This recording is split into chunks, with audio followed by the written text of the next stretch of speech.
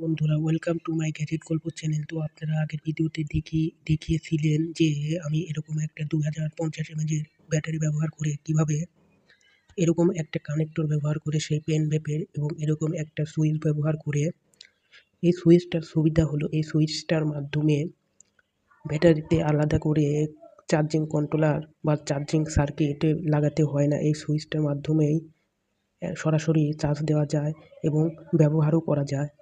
তো সরাসরি আমি কানেক্ট করে দেখাচ্ছি আপনাদের সময় নষ্ট না করে।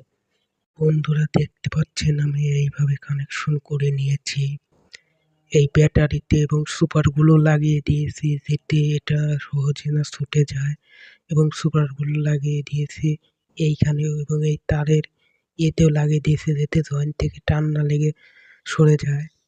দেখতেই পাচ্ছেন এই দেখুন কাজ করছে। এখন আমি কি করব, এখন আমি করব টেপ লাগিয়ে দিই এবং টেপ লাগিয়ে দেখতেই পাচ্ছেন আমি এইভাবে টেপ পেঁচিয়ে নিয়েছি এবং আরও ভালো করে মজবুত করে নিয়েছি। চলুন এখন আমি কয়েলটা লাগিয়ে দেখি কাজ করছে কি না। আমি ভালো করে কয়েলটা লাগিয়ে নিলাম। এখন একটা শব্দ শোনা যাচ্ছে, এই দেখুন।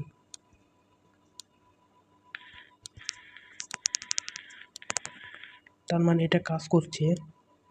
একবার এটার ক্লাউডটা দেখাই।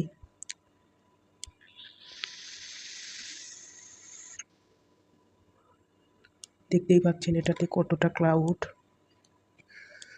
তো পরবর্তী ভিডিওতে আমি নাইকোম ওয়্যার ব্যবহার করে, মানে এই কয়েলটা না, নাইকোম ওয়্যার ব্যবহার করে ভালো করে ভ্যাপ বানিয়ে দেখাবো। এবং কোনো প্রশ্ন থাকলে কমেন্টে বলে যাবেন। দেখা হচ্ছে পরবর্তী ভিডিওতে।